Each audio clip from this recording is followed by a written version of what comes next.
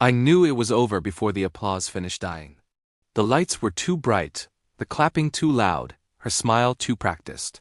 When she leaned into the microphone and said it, casual, cruel, rehearsed, I felt something in me detach cleanly, like a tendon snapping without blood. "I owe it all to my coworkers," she said, eyes scanning the room like she owned it. "And my boss for his support, especially at night," Lauder rippled. She let it breathe. "My husband never had what it takes." They clapped harder. That was the moment, the exact second the room tilted. The air thickened. My ears rang, not from the sound but from the clarity. Betrayal doesn't always arrive screaming.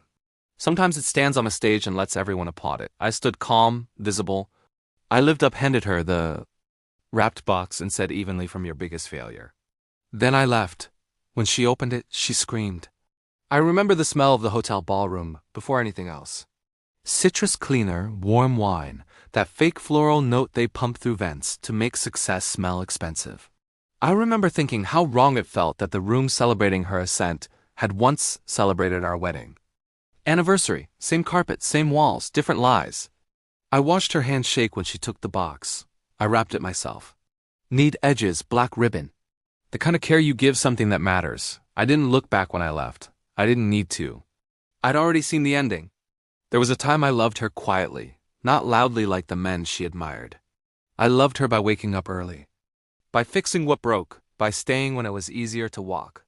I loved her with consistency, which is invisible until it's gone. We met when we were nothing. Shared coffee mugs with cracks. Shared plans written on napkins. She used to say my calm made her feel safe, that my steadiness was an anchor. I didn't realize anchors eventually get resented by people who want to drift. The first promotion changed her laugh. It got sharper. The second changed her hours. Later nights, longer showers, phone face down. Little edits to her stories that didn't quite line up. I told myself ambition does. God, the emails, not just sex, plans, strategies, jokes about me, how my lack of edge made her hungry. How he liked breaking women who thought loyalty was strength. That was the moment pain turned into precision. I stopped shaking. I stopped hurting. I started planning. I didn't confront her. I congratulated her. I cooked dinner. I kissed her forehead. I let her believe she was winning. While she slept, I built the box. Inside it, printed emails, screenshots, audio transcripts, a USB drive preloaded and labeled with the company logo. Hire ready, board ready, lawyer ready. Also inside a small recorder, it activated when the box opened. I filed anonymous reports weeks before the ceremony. Timed releases, scheduled emails, every recipient seed. Legal language, no emotion, just facts. I knew when the promotion ceremony was announced that it would be perfect. A room full of witnesses. A stage, applause, ego at its peak. Revenge doesn't rush. It waits until the fall is public. She practiced her speech for days. I listened from the hallway. Heard my erasure rehearsed like a punchline. She never once thanked me. That was fine. I wore the suit she liked. The one she said made me look reliable. I wanted her comfortable. When she said my name on stage dismissively, I felt nothing. When the crowd laughed, I felt lighter. Standing up felt ceremonial, like closing a chapter. Her eyes flicked to the box. Confused, then pleased. She thought it was jewelry or an apology. I gave her neither. The screaming started 3 minutes after I left.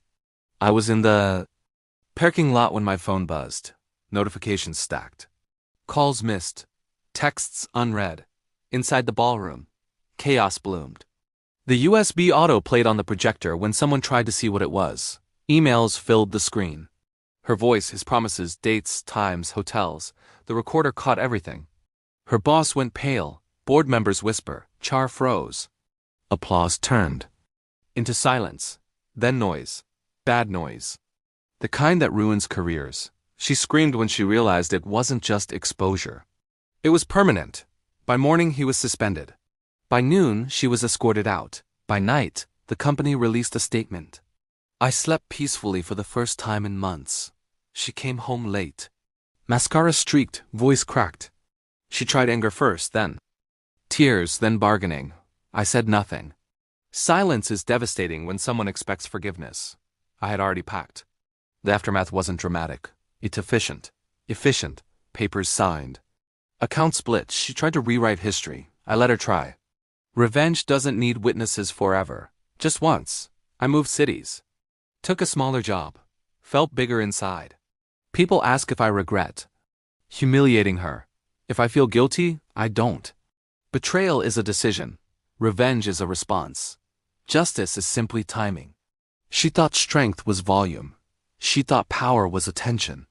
She thought loyalty was weakness. She was wrong. The loudest moment of her life was the one where she lost everything. My strongest move was standing up once, then walking away. Some failures don't need redemption. They just need to be remembered.